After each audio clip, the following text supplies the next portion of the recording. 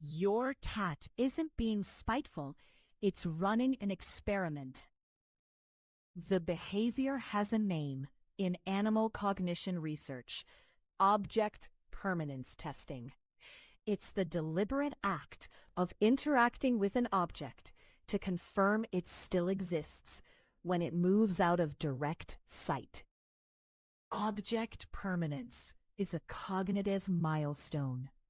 Developmental psychologist Jean Piaget identified it in human infants in 1954.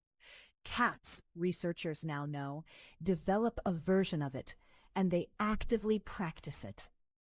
A cat's visual system is built for detecting motion, not static detail. Stationary objects blur at the edges of feline perception. Movement is what makes something real. Cats have a visual field of roughly 200 degrees compared to a human's 180, but their focal clarity zone, the sharp center, is far narrower. A still object at arm's length can effectively vanish from their cognitive map. When a cat nudges a stationary object, it's not misbehaving. It's re-rendering the object. Motion transforms a blurry shape into a trackable, meaningful target. The paw-strike is a perceptual tool. This connects directly to predatory behavior.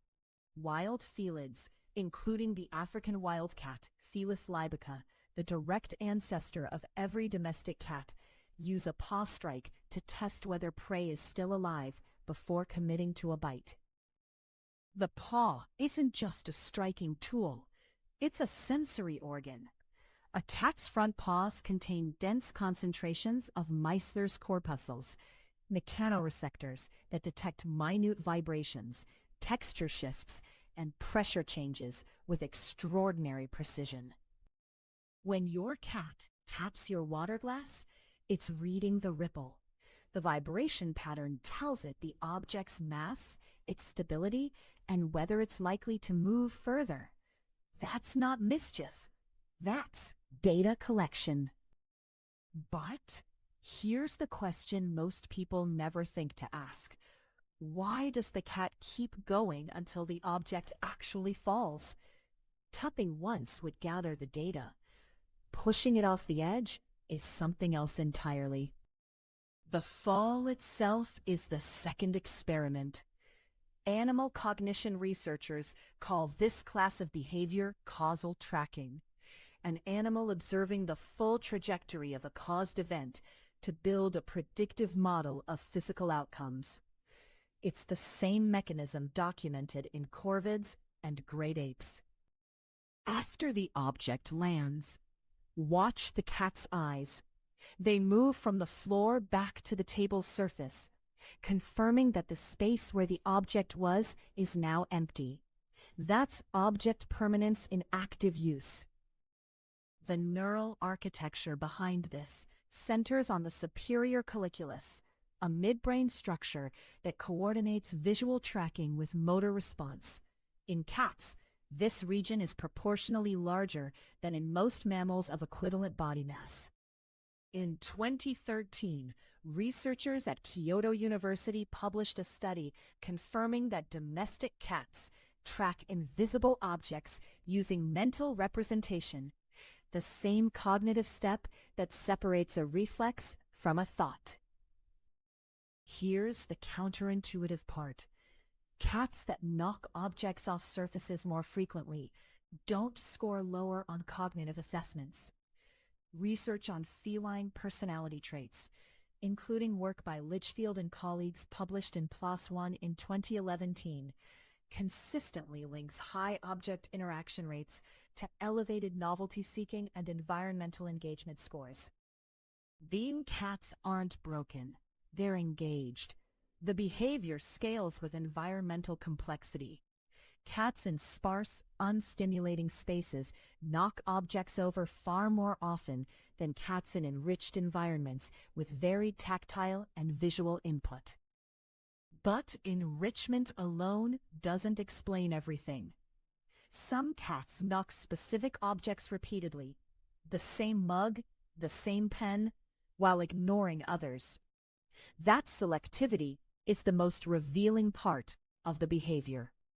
Cats preferentially target objects with high roll potential. Cylinders, spheres, pens, bottles. These shapes produce the most dynamic motion response per unit of force. The cat is, in effect, optimizing its experiment for maximum information yield. Return to that glass on the table. Its cylindrical shape, smooth surface, and liquid contents make it close to ideal for feline experimentation. The ripple, the roll, the fall, each phase delivers different sensory data to a different receptor system. Which raises a question that changes everything. Does your cat remember what happened the last time it knocked that specific object? And if it does, is it repeating the experiment? Or has it already filed the results? Cats possess episodic-like memory, the capacity to recall specific past events, not just learned patterns. A 2006 study by Jonathan Crystal at the University of Georgia confirmed this capacity exists in non-human mammals beyond primates and corvids. When your cat returns to the same table edge and sniffs where the glass used to sit, it's not confused. It's cross-referencing a stored memory against present sensory input. The archive is real, and it's active. Cats that have knocked an object before approach it differently on repeat encounters. The paw is pre-positioned. The strike is more deliberate. The watching phase afterward is longer. The experiment has become a verification run. Every object a cat nudges or displaces is a node in its spatial cognitive map. A continuously updated model of its territory, maintained through direct physical interaction. Your entire home is the laboratory. Here's where it gets harder to ignore. When a human removes the object mid-experiment, picks it up and puts it away, the cat's behavior escalates.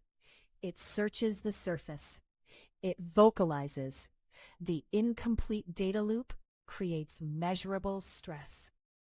Veterinary behaviorist Dr. Karen Overall documented in her 2013 Manual of Clinical Behavioral Medicine for Dogs and Cats that domestic cats show cortisol elevation in response to environmental unpredictability. Sudden changes they cannot observe, anticipate, or control rank among the core documented stressors. When the experiment completes, when the object falls and lands and the cat tracks it to the floor, the loop closes. The cognitive tension resolves. The cat's pupils contract. Its posture softens. The data has been filed. The practical implication is direct. A cat that knocks objects over constantly is telling you its environment lacks sufficient interactive complexity. It's running experiments because it has nothing better to investigate. Introducing puzzle feeders, varied surface textures, and objects at multiple heights gives the same perceptual and cognitive systems a legitimate outlet. The knocking behavior doesn't disappear. It redistributes towards sanctioned targets. Consider the scale of what's actually happening. Researchers studying feline spatial memory estimate that a cat living in an average home actively tracks the position of over 200 discrete objects, updating that map daily through touch, scent, and observation. Your cat knows where everything is. It knows when you moved it.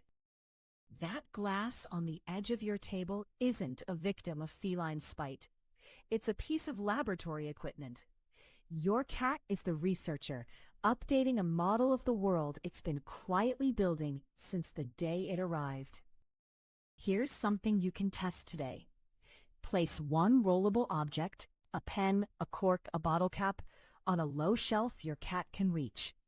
Time how long the investigation lasts before the cat loses interest. That duration is a direct proxy for its current stimulation deficit. The shorter the session, the richer the environment needs to be.